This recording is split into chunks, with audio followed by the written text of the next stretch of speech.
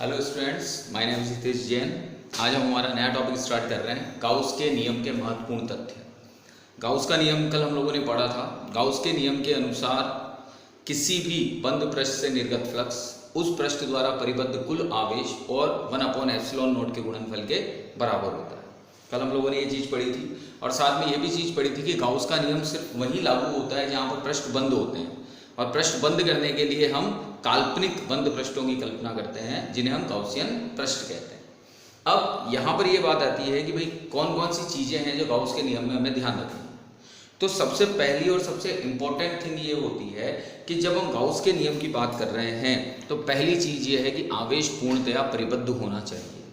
अगर आवेश पूर्णतया परिबद्ध नहीं है तो फिर उस कंडीशन के अंदर आप फ्लक्स नहीं निकाल सकते, आप इलेक्ट्रिक फील्ड इंटेंसिटी नहीं निकाल सकते। तो उसके लिए सबसे पहले क्या होना चाहिए, आवेश Q परिबद्ध होना चाहिए। दूसरी चीज़ हम यहाँ पर ये कहते हैं कि जो हम गाउस का नियम लिखते हैं, गाउस के नियम में हम क्या लिखते हैं, phi equals to summation Q by epsilon not. यहाँ पर जो ये समेशन Q होता है, ये समेशन Q आवेशों के बीजगणितीय योग को प्रदर्शित करता है।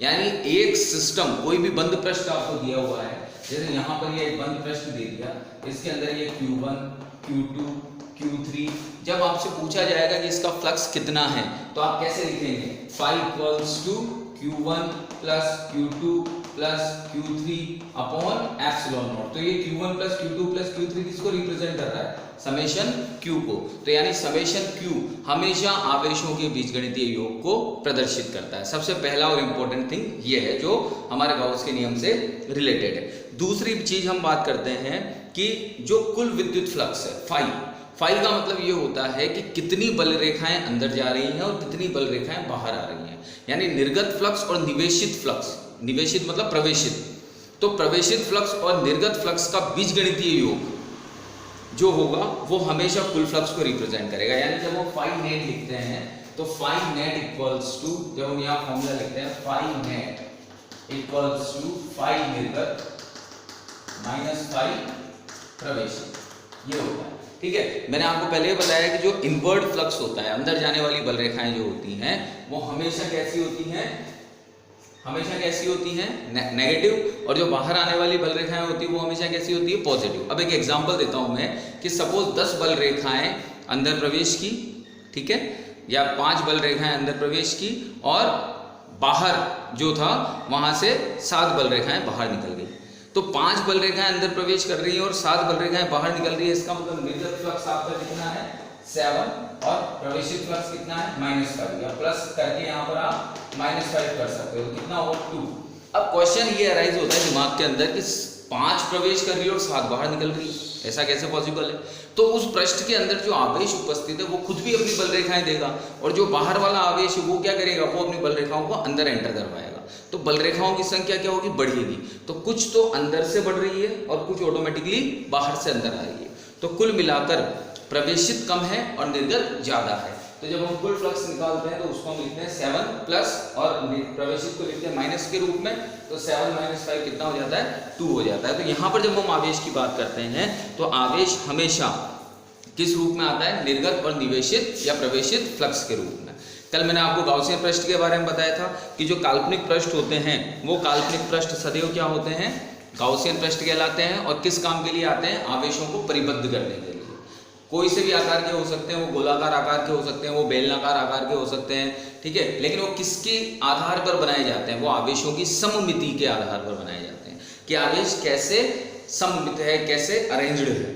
ठीक है, तीसरी चीज ये है कि जैसे यहाँ पर हम कहते हैं कि ये कोई परिबद्ध क्षेत्र है, ये कोई क्षेत्र है, ठीक है। यहाँ पर अगर कोई आवेश यहाँ स्थित है, यहाँ स्थित, तो ये आवेश कभी भी फ्लक्स को प्रभावित नहीं करेगा, यानी इसकी काउंटिंग फ्लक्स में नहीं होगी। तो गाउस के नियम की अगर हम बात करते हैं तो वो सिर्फ परिबद्ध आवेश पर डिपेंड करेगा। यानी परिबद्ध आवेश जैसे यहाँ स्थित है तो ये सिर्फ इसकी कैलकुलेशन करेगा, इसकी नहीं करेगा, ये सिर्फ इसकी कैलकुलेशन करके हमको देगा। ठीक है, यहाँ पर हम एक चीज और कहते हैं कि जो फ्लक्स फाई का मान है वो आकार पर निर्भर नहीं करता कि परिबद्ध आकार कैसा है। परिबद्ध आकार कैसा भी हो सकता है, ठीक है।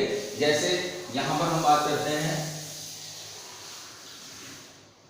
कुछ अलग अलग आकार हम बनाते हैं यहां पर, जैसे ये है, ये बना दिया, ये बना दिया, ये बना दिया।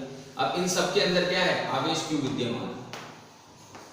तो जब मैं इसके लिए फाई लिखूंगा तो इसके लिए फाई क्या आएगा, इसके लिए फाई क्या आएगा, इसके लिए फाई क्या आएगा, और इसके लिए फाई क्या आएगा।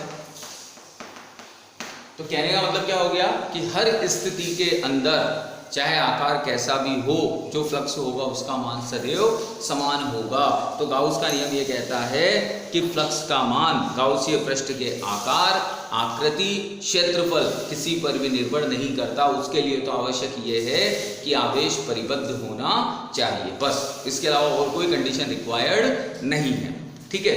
इसके बाद में हम बात करते हैं फ्लक्स आवेशों की स्थिति और वितरण पर भी निर्भर नहीं करता। इसका मतलब क्या हुआ कि जैसे ये एक ट्रायंगल हमने बनाया, इसमें एक आवेश यहाँ है, इसमें एक आवेश यहाँ है, इसमें एक आवेश यहाँ है, मतलब अलग अलग जगह पर आवेश उपस्थित है। तो जब तुम फाई निकालोगे तो फाई निकालने के लिए तुम्हें क्या करना पड़ेगा, summation Q upon epsilon not. तो समेशन क्यू टोटल का योग होगा। तो टोटल का योग करने का मतलब ये हो गया कि यहाँ पर ये इन आवेशों की स्थितियों पर निर्भर नहीं करेगा। आवेश कहीं भी वितरित है, ये उनकी स्थिति पर निर्भर नहीं करेगा, उसको तो टोटल करना है, बस। और सबसे इंपॉर्टेंट कंडीशन फिर रिपीट कर रहा हूं, कैसा होना चाहिए, परिबद्ध होना चाहिए। चाहे उस परिबद्ध आकृति के अंदर आवेश कहीं भी स्थित हो, आपको उसका टोटल सम करना है, उसका टोटल योग करना है, ठीक है। तो अगला महत्वपूर्ण तथ्य ये हो गया आपका।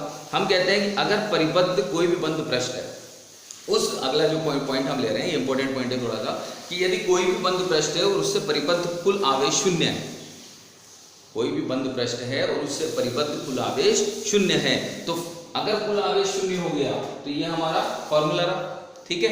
कुल आवेश शून्य हो गया, इसका मतलब summation Q equals to 0। Summation Q 0 होते फाई भी क्या हो गया, 0। फाई 0 कब हो सकता है, क्या कंक्लूजन निकालते हैं फाई 0 के लिए, कि जितना निर्गत है उतना ही जितना प्रवेशित है, अगर उतना ही निर्गत हो गया तो फिर उस कंडीशन में आपका फाई 0 हो जाएगा।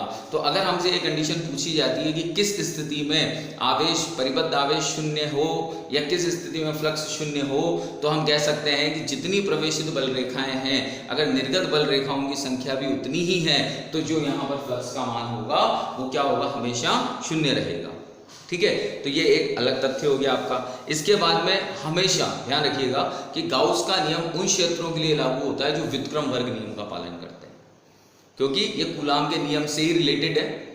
थोड़ा सा हम यहाँ पर चेंजेस करते हैं इसके अंदर। तो यहाँ हम ये कहते हैं कि ये सिर्फ उन सदिश क्षेत्रों के लिए लागू होता है जो क्या करते हैं, व्युत्क्रम वर्ग नियम का पालन करते हैं, ठीक है। और यहाँ से हम ये एक चीज और एक इंपॉर्टेंट पॉइंट जो मैंने बताया था कि बंद पृष्ठ से बाहर अगर कोई आवेश उपस्थित है, जैसे ये पृष्ठ है आपकी और यहाँ कोई आवेश उपस्थित है, तो उसका फ्लक्स में कोई योगदान नहीं होता है।